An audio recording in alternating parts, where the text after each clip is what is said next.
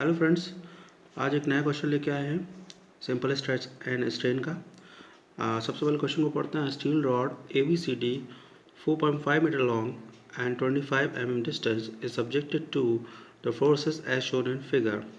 If the value of Young modulus for the steel is 200 GPa, determine its deformation. तो question में जो हमें क्या क्या गिवन है, डायग्राम गिवन है सबसे पहले, और इस डायग्राम के अलावा हमारे पास क्या क्या गिवन है वो यहाँ पर लिखते हैं। तो गिवन में हमारे पास क्या है, टोटल लेंथ गिवन है और डायमीटर कितना दिया है।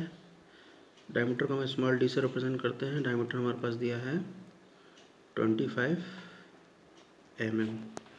उसके बाद और क्या गिवन है हमारे पास, उसके बाद हमारे पास गिवन है यंग मॉडुलस, मतलब E is equal to 200 GPa, जिसको हम कन्वर्ट कर लेते हैं किसमें, न्यूटन पर mm स्क्वायर में। तो 200 इंटू 10⁻³ न्यूटन पर mm स्क्वायर।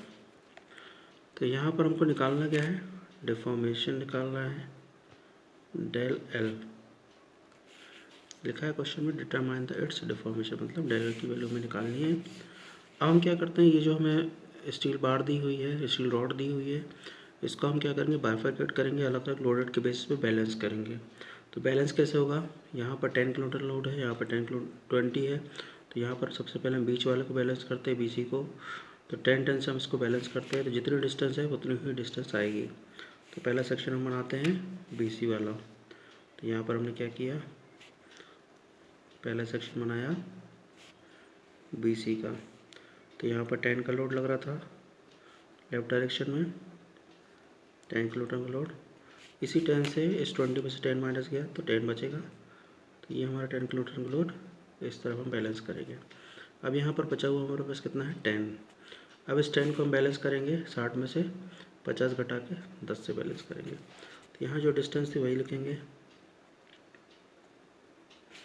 1 मीटर। इसके बाद सेकंड पोर्शन को अगर हम बैलेंस करें तो यहाँ पर 10 लेंगे और यहाँ पर भी 10 बचा हुआ है, तो हम AC को बैलेंस करेंगे। तो जिस तरह से बार बनी है उसी तरह से हम बनाएंगे, और जहाँ तक बनी है वहीं तक बनाएंगे। तो यहाँ पर हम क्या कर रहे हैं, AC को बैलेंस कर रहे हैं। तो यहाँ पर हमने कितना लिया, 10 किलोमीटर लिया, और यहाँ पर 10 बचा था तो हमने 10 किलोमीटर ले लिया। और यहाँ पर लेंथ कितनी है, तो यहाँ से यहाँ तक के बीच की लेंथ कितनी, 2 और 1 3 मीटर। तो हम राउंड फिगर में डायरेक्ट लिख देते हैं 3 मीटर। इसके बाद हम क्या करते हैं, यहाँ पर 50 बचा हमारे पास, यहाँ 50 ऑलरेडी है, तो A और D को बैलेंस कर लेंगे। ये क्या बैलेंस था, BC बैलेंस था, ये A से C के बीच में बैलेंस था, और हम थर्ड वाले को जब बैलेंस करेंगे तो ये लास्ट तक बैलेंस होगा। तो यहाँ से यहाँ तक गए तो कितना होगा, इस तरह से ये A से लेके D पे बैलेंस हुआ। ये बाहर की तरफ कितना लग रहा है, 50 बचा है, यहाँ पर 10 हमने यहाँ पे ले लिया, और यहाँ पर कितना है, 50 ऑलरेडी हमारे पास गिवन है। तो ये तीनों पोर्शन हमारे पास, तीनों सेक्शन क्या होगा, बैलेंस होगा। टोटल लेंथ इन दोनों के बीच की कितनी है, 2 1 3 और 2 5 मीटर। तो इस तरह से हमें बाइफरकेट करके तीनों सेक्शन को बैलेंस करना पड़ता है, देन हम उसको आगे रिजॉल्व करते हैं। तो आगे किस तरह से रिजॉल्व करेंगे, यहाँ पर देखेंगे। डिफॉर्मेशन का फार्मूला हमारे पास क्या है, हमारे पास डिफॉर्मेशन का सुपरपोजिशन का जो फार्मूला है वो क्या बोलता है, P, डिफॉर्मेशन का फार्मूला हमारे पास बोलता है P and bracket P1L1 upon A1। E हमारे पास कॉमन है तो E लिखेंगे। एरिया हमारे पास अभी नहीं है तो यहाँ पर plus P2L2 upon A plus P3L3 upon A dot dot dash PLNN upon A। तो यहाँ पर फार्मूला हम क्या कर लेंगे, 1 अपॉन A को कॉमन निकाल लेते हैं। ब्रैकेट में हमारे पास सिर्फ बचेगा P1L1 plus P2L2 plus P3L3 dot dot dash. एक चीज़ हम ध्यान रखेंगे, जब भी डायरेक्शन बाहर की तरफ रहेगा, फोर्स का डायरेक्शन किस तरफ है, बाहर की तरफ है बॉडी में, ये सेक्शन में, तो वहाँ पर हम प्लस साइन लेंगे, और अगर वेल डायरेक्शन अंदर की ओर होगा तो माइनस साइन लेंगे। तो यहाँ पर चूँकि तीनों में बाहर की ओर है, इसलिए हम क्या लेंगे, प्लस साइन लेंगे। तो del L is equal to 1/a। अब हमारे पास क्वेश्चन में डायमीटर दिया है, तो एरिया निकाल लें पहले। तो एक फॉर्मूले में डायरेक्ट नहीं रखते भी, पहले हम क्या निकाल लें, एरिया निकाल लें। तो एरिया इज इक्वल टू क्या हो जाएगा, डायमीटर दिया है तो π/4 d²।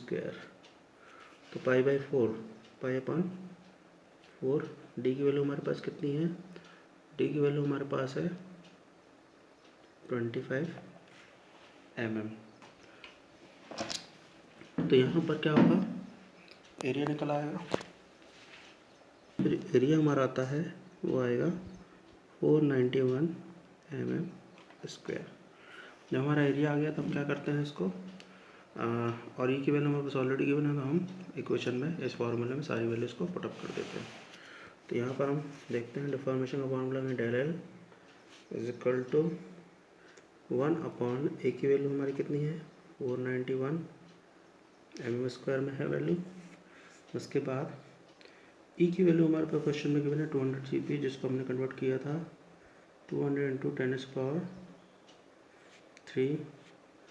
ब्रैकेट में P1 10 किलोन्यूटन है, तो इसको हम कन्वर्ट करेंगे इसमें न्यूटन में, इनटू फार्मूले में क्या है L1। तो लेंथ कितनी दी हुई है, 3 मीटर लेंथ दी हुई है।